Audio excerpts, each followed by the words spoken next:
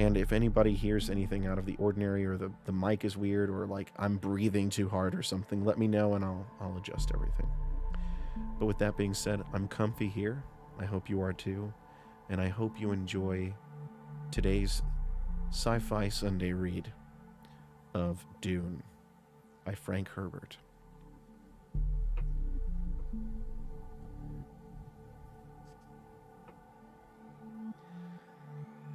To the people whose labors... Oh, I should move this. Here we go. That's better. To the people whose labors go beyond ideas into the realm of real materials.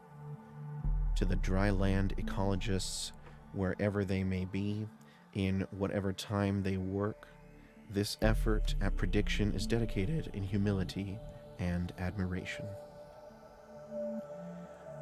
That's a weird preface. This is a prediction! Book 1, Dune. A beginning is the time for taking the most delicate care that the balance are correct. This every sister of the Bene Gesserit knows. To begin your study of the life of Muad'Dib, then take care that you first place him in his time. Born in the 57th year of the Padishah Emperor Shaddam IV, and take the most special care that you locate Muad'Dib in his place, the planet Arrakis. Do not be deceived by the fact that he was born on Caladan and lived his 15 years there. Arrakis is the planet known as Dune, is forever his place. From Manual of Muad'Dib by the Princess Irulan. In the week before their departure to Arrakis, when all the final scurrying about had reached a nearly unbearable frenzy, an old crone came to visit the mother of the boy Paul. It was a warm night at the Castle Caladan, and the ancient pile of stone that had served the Atreides family as home for 26 generations bore that cooled, sweet feeling it acquired before a change in the weather. Cooled sweat feeling, forgive me. The old woman was let in by the side door, down the vaulted passage by Paul's room, and she was allowed a moment to peer in at him where he lay in his bed. By the half-light of a dispenser lamp, dimmed and hanging near the floor, the awakened boy could see a bulky female shape at his door, standing one step ahead of his mother. The old woman was a witch shadow, hair like matted spiderwebs, hooded round darkness of features, eyes like glittering jewels. "Is he not small for his age, Jessica?" the old woman asked. Her voice wheezed and twanged like an untuned balisette. Paul's mother answered in her soft contralto. "The Atreides are known to start late getting their growth, Your Reverence." So I've heard, wheezed the old woman. "Yet he's 15 already." "Yes, Your Reverence." "He's awake and listening to us," said the old woman. "Sly little rascal," she chuckled. "But royalty has need of slyness, and if he's really the Kwisatz Haderach, well." Within the shadows of his bed, Paul held his eyes open to mere slits. Two bird-bright ovals, the eyes of the old woman, seemed to expand and glow as they stared into his. "Sleep well, you sly little rascal," said the old crone.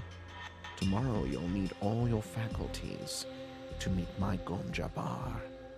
And she was gone, pushing his mother out, closing the door with a solid thump. Paul lay awake wondering, what's a Gom Jabbar? In all the upset during this time of change, the old woman was the strangest thing he had seen. "Your Reverence," and the way she called his mother Jessica, like a common serving wench instead of what she was, a Bene Gesserit lady, a duke's concubine, and mother of a ducal heir. There's a Gom Jabbar something of Arrakis. I must know before we go there, he wondered. He mouthed her strange words. Gom Jabbar, Kwisatz Haderach. There had been so many things to learn. Arrakis would be a place so different from Caladan that Paul's mind whirled with the new knowledge. Arrakis, Dune, desert planet. I think that we can turn that down, honestly.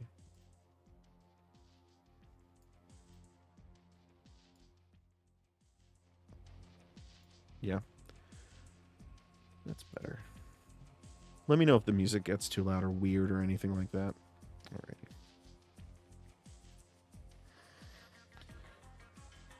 Thufir Hawat, his father's master of assassins, had explained it. Their mortal enemies, the Harkonnens, had been on Arrakis 80 years, holding the planet in Quasifif under a Chom Company contract to mine the geriatric spice melange. Now the Harkonnens were leaving to be replaced by the House of Atreides in Five Complete. An apparent victory for the Duke Leto. Yet, Hawat had said, this appearance contained the deadliest peril, for the Duke Leto was popular among the great houses of the Landsraad. A popular man arouses the jealousy of the powerful, Hawat had said. Arrakis, Dune, desert planet. Paul fell asleep to dream of an Iraqine cavern, silent people all around him moving in the dim light of glow globes. It was solemn there, and like a cathedral as he listened to a faint sound, the drip, drip, drip of water. Even while he remained in the dream, Paul knew he would remember it upon awakening. He always remembered the dreams that were predictions. The dream faded. Paul awoke to feel himself in the warmth of his bed, thinking. This world of Castle Caladan, without play or companions his own age, perhaps did not deserve sadness in farewell. Dr. Yue, his teacher, had hinted that the it's a hard word. Fofreluchis class system was not rigidly guarded on Arrakis. The planet sheltered people who lived at the desert edge without Cade or Bashar to command them. Will of the Sand people called Fremen, marked down on no census of the Imperial Regate. Arrakis, Dune, desert planet. Paul sensed his own tensions, decided to practice one of the mind-body lessons his mother had taught him. 3 quick breaths triggered the responses. He fell into the floating awareness, focusing on the consciousness, aortal dilation, avoiding the unfocused mechanism of consciousness. To be conscious by choice, blood enriched and swift flooding the overload regions. One does not obtain food safety or freedom by instinct alone. Animal consciousness does not extend beyond the given moment, nor into the idea that its victims may become extinct. The animal destroys and does not produce. Animal pleasures remain close to sensation levels and avoid the perceptual. The human requires a background grid through which to see his universe. Focused consciousness by choice. This forms your grid. Bodily integrity follows nerve blood flow accordingly to the deepest awareness of cell needs. All things, cells, beings, are impermanent. Strive for flow permanence within. Over and over and over within Paul's floating awareness the lesson rolled. When dawn touched Paul's windowsill with yellow light, he sensed it through closed eyelids. Opened them, hearing then the renewed bustle and hurry in the castle, seeing the familiar patterned beams of his bedroom ceiling.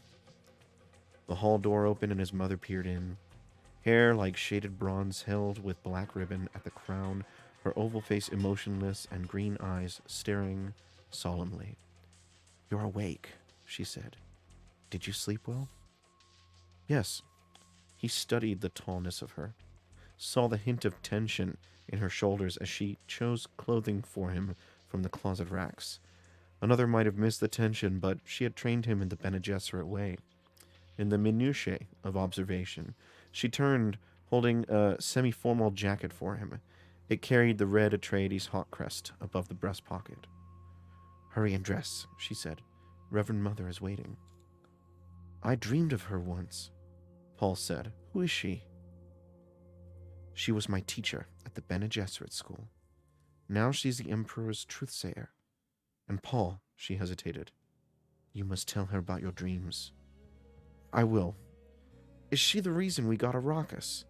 We did not get Arrakis. Jessica flicked dust from a pair of trousers, hung them with the jacket on the dressing stand beside his bed. Don't keep Reverend Mother waiting. Paul sat up, hugged his knees. What's a Gom Jabbar? Again, the training she had given him exposed her almost invisible hesitation, a nervous betrayal he felt as fear. Jessica crossed to the window, flung wide the draperies, stared across the river orchards? Yes. Orchards toward Mount Siubi. Interesting names. You'll learn about the Gom Jabbar soon enough, she said. He heard the fear in her voice and wondered at it. Jessica spoke without turning. Reverend Mother is waiting in my morning room. Please hurry.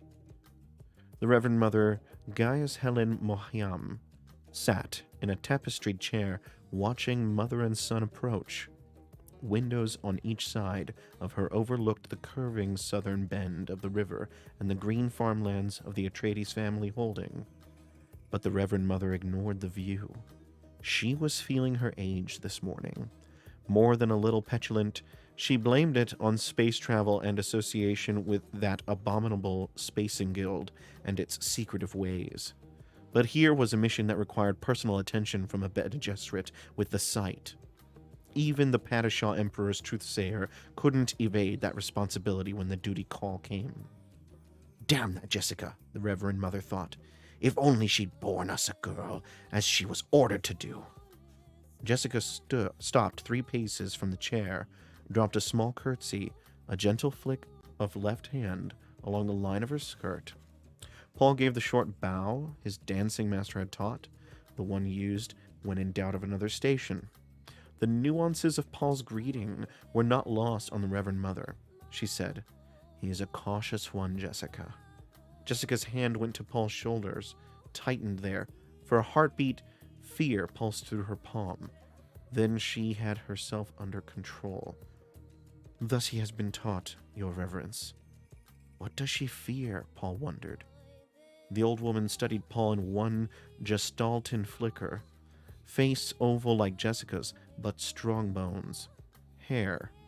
The Duke's black, but with browline of the maternal grandfather who cannot be named.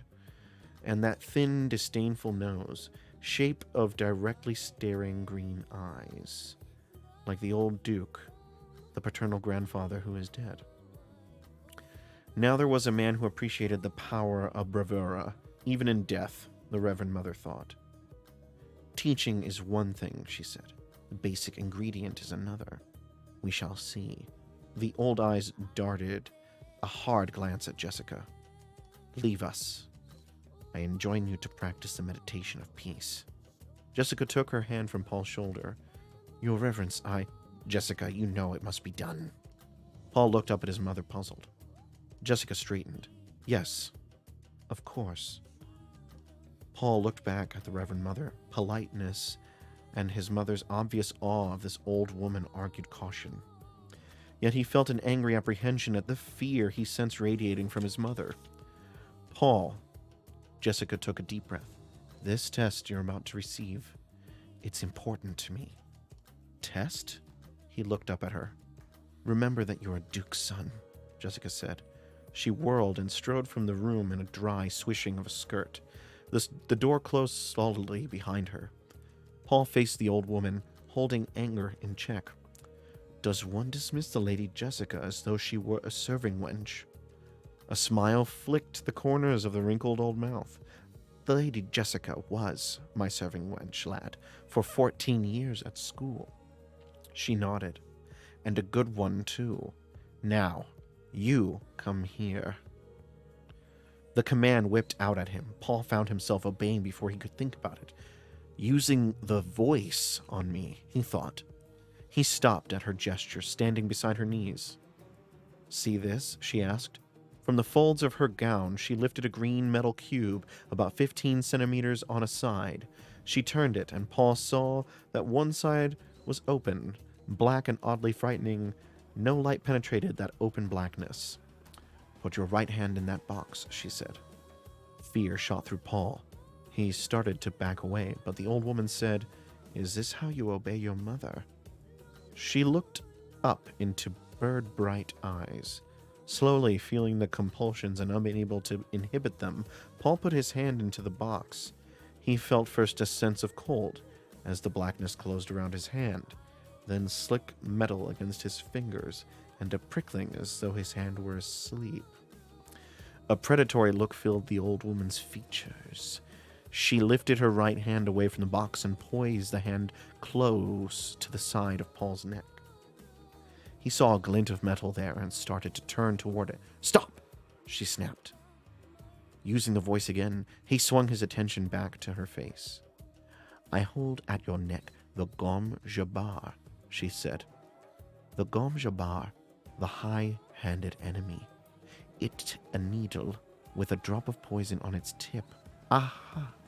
Don't pull away, or you'll feel that poison." Paul tried to swallow in a dry throat. He could not take his attention from the seamed old face, the glistening eyes, the pale gums around silvery metal teeth that flashed as she spoke. "A duke's son must know about poisons," she said. "It's the way of our times, eh? Musky, to be poisoned in your drink. Amas, to be poisoned in your food. The quick ones and the slow ones and the ones in between. Here's a new one for you. The Gom Jabbar. It kills only animals." Pride overcame Paul's fear. "You dare suggest a duke's son is an animal?" he demanded. "Let us say I suggest you may be human," she said. "Steady. I warn you not to try jerking away. I am old, but my hand can drive this needle into your neck before you escape me." "Who are you?" he whispered. "How did you trick my mother into leaving me alone with you? Are you from the Harkonnens?" "The Harkonnens? Bless us. No. Now be silent." A dry finger touched his neck, and he stilled the involuntary urge to leap away. "Good. You passed the first test. Now here's the way of the rest of it.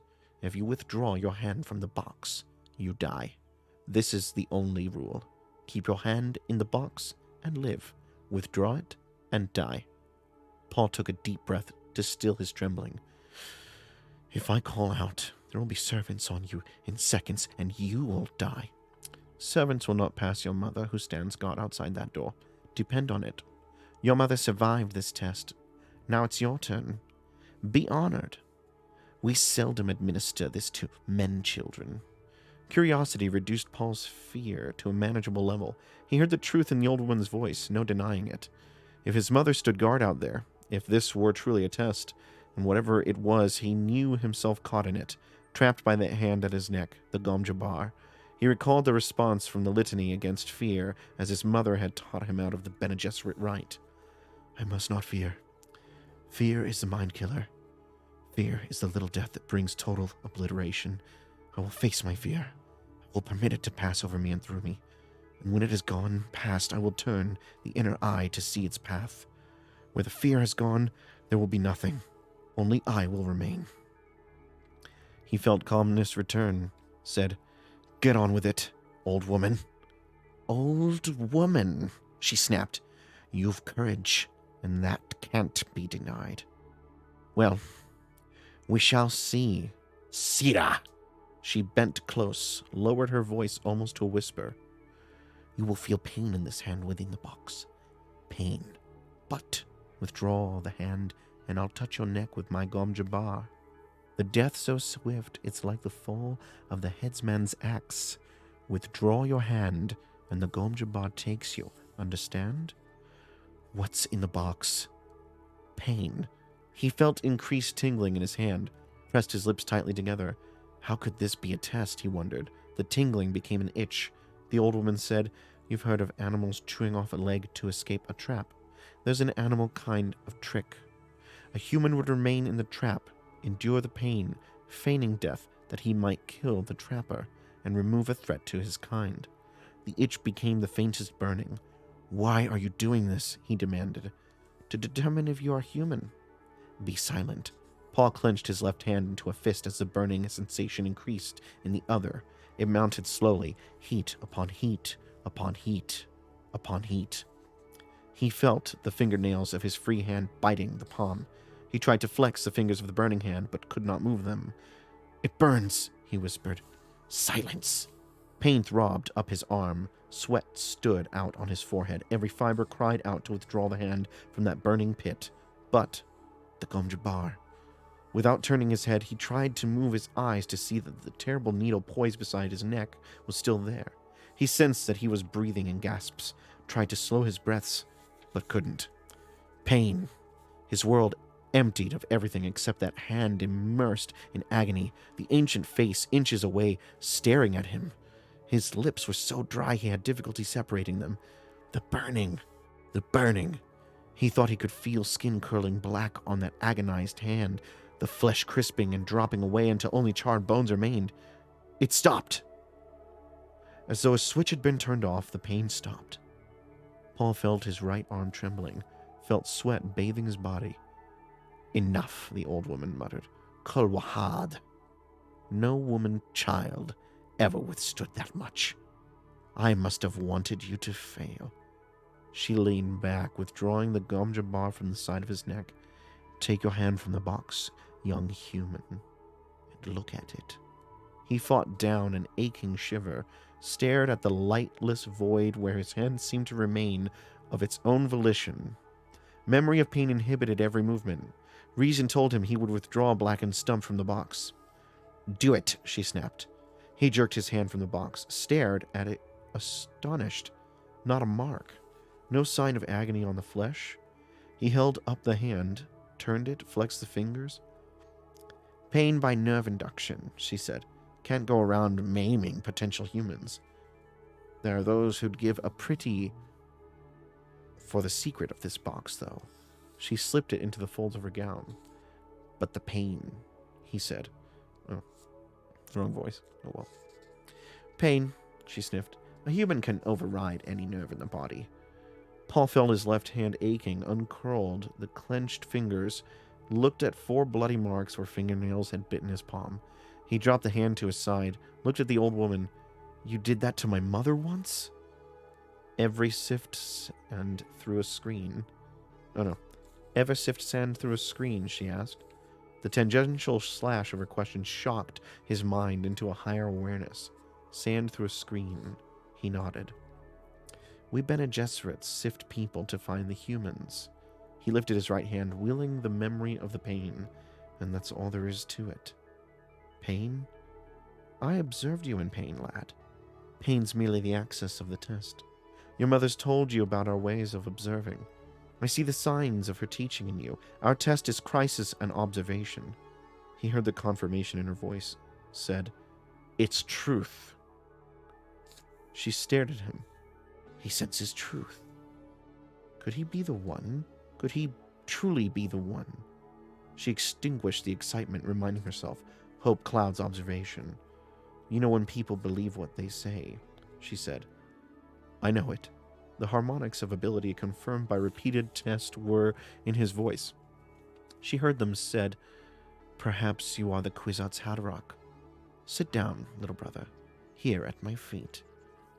"I prefer to stand. Your mother sat at my feet once. I'm not my mother. You hate us a little, eh?" She looked toward the door, called out, "Jessica!" The door flew open and Jessica stood there, staring, hard-eyed into the room. Hardness melted from her as she saw Paul. She managed a faint smile. "Jessica, have you ever stopped hating me?" the old woman asked.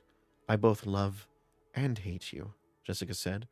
"The hate, that's from pains I must never forget. The love, that's just the basic fact," the old woman said, but her voice was gentle. "You may come in now, but remain silent.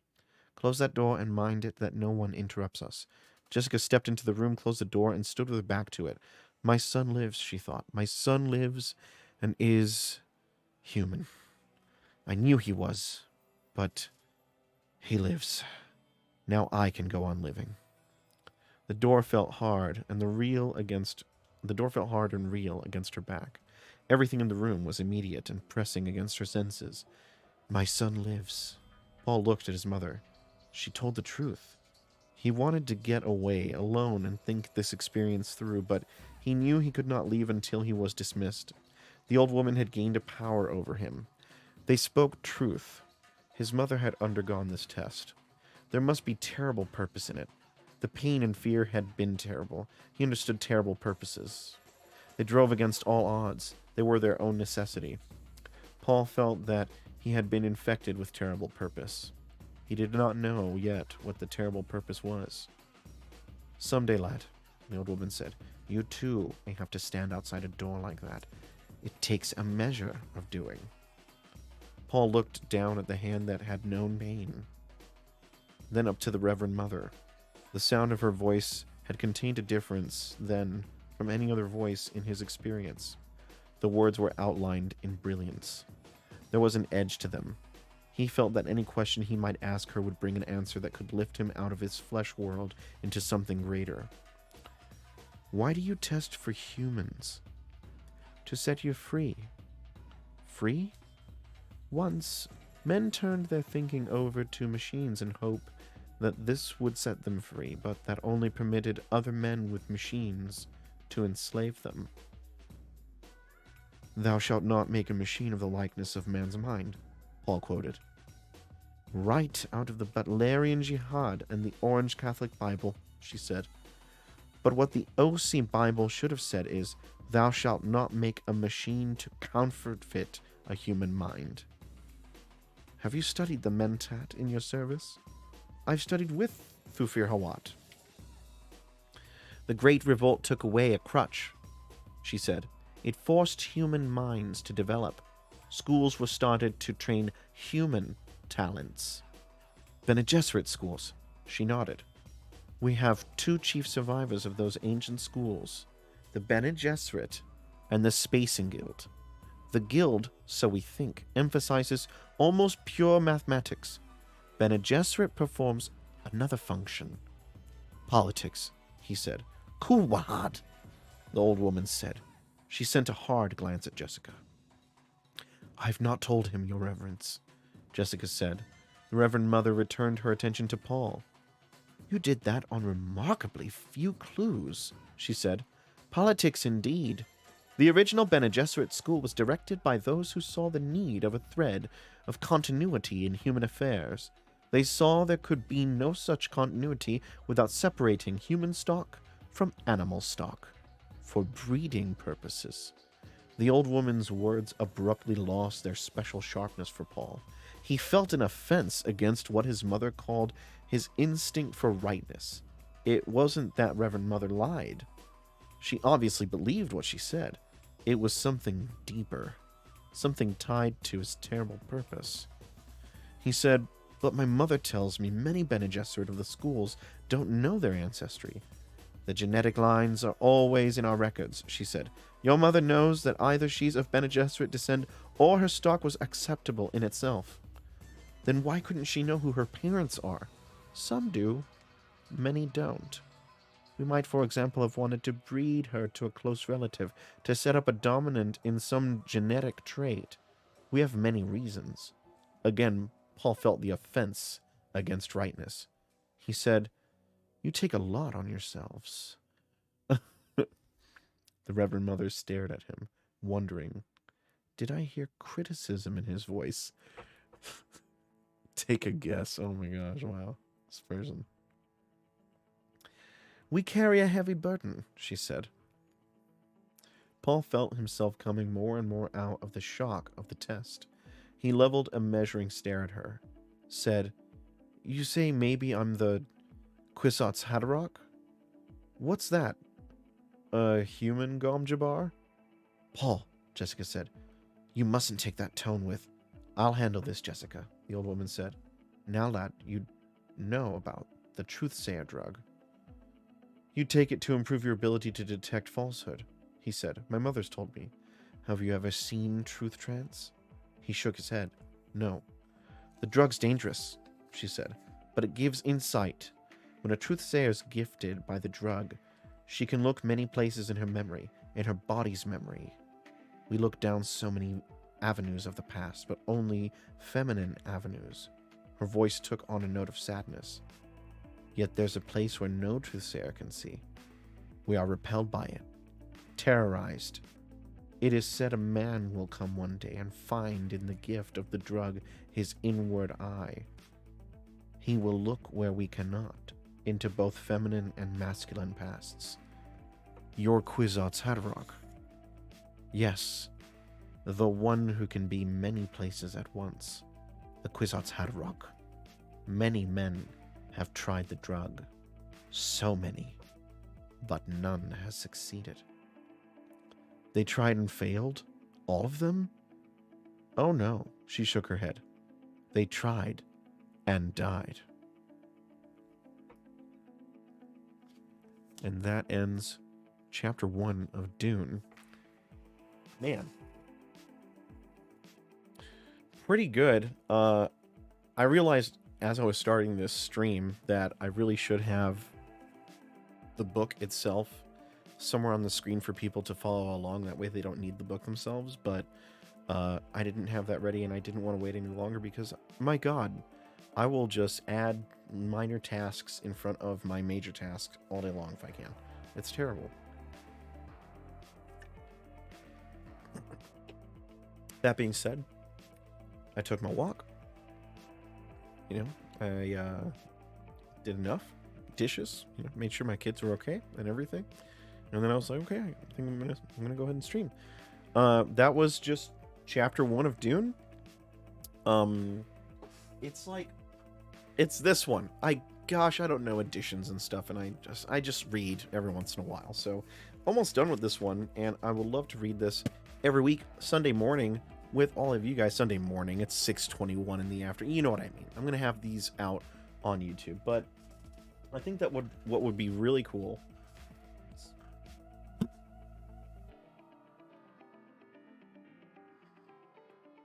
Amazing. Something that I think would be super cool is if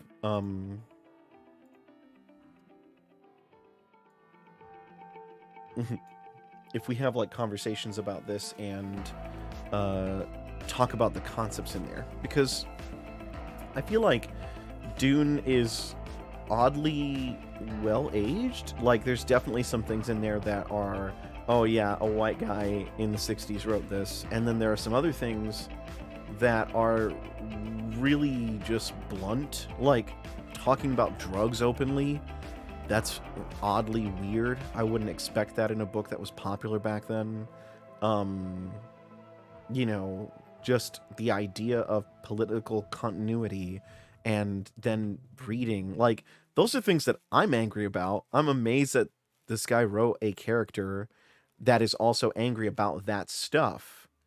And I wonder what his feelings are. Is he more like the character? Is he more like the Bene Gesserit? You know, I feel like Frank did something really cool with it, right? Where in the very first chapter, you already have an outline of the scope of what this is. You know, this is about political upheaval and, you know, bloodlines as well as power struggles,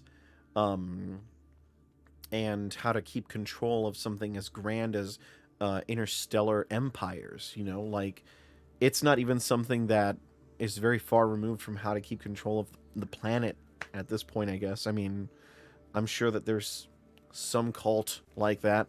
I think that it's conspiracy level talk. I don't think that I know anything about it, if there is such a thing, but I think it's a really neat concept, and I think that it was ahead of its time back in the day. I think that now it's just really eerily aligned with how shit is going, because it's not exactly the same thing. I mean, it's not like there is control. It's more like there's no control, you know? And all these issues are coming up where people are saying things like, you know, like fascism is coming up, and it's like, oh, you know, we should, you know, really be careful, judgmental about who pick and choose to breed with. It's like, what are you talking about? Some crazy shit. But anyway, that was a really fun book to start reading, and I can't wait to read more of it next week. I might even do some during the middle of the week. One of my favorite concepts about the whole thing is that this kid is some freaky like prodigy, you know, like he's some crazy person that they're all wondering, oh, is he the prodigal son? You know, and the lady's like saying, oh, it should have been a girl anyway, but then she's like, whoa, is this it? Did she have the dude? And it's like, what? How can you plan all this? How do they even know? Is that how it works time travel wise? Like, it's a really wild concept. I think it's obviously fun that the person was playing with the concept. I don't know if he necessarily got it right, but it's fun. It's a lot of fun, and I think that that's the good part about it, is that it can be a really fun concept to play around with. You don't necessarily have to do 100% perfect, you know, no plot hole storytelling, especially when you're making a scene and a conversation out of these characters who don't really know each other that well, right? Except for the mom and the old lady, right? But they're estranged at this point. And yeah, I like it. Anyway, I can ramble forever. We're gonna take a quick break. Wow. Oh, okay. Yeah, no, all right. That's not what I wanted, but okay.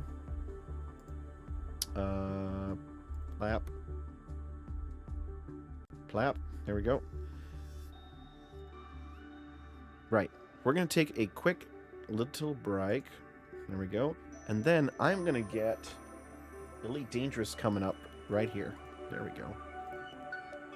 Play some Elite Dangerous. Odyssey. And I'm going to change the subject. I'm changing the subject. Yeah, here we go. Deluxe. Alpha. Odyssey. Gameplay and grinding.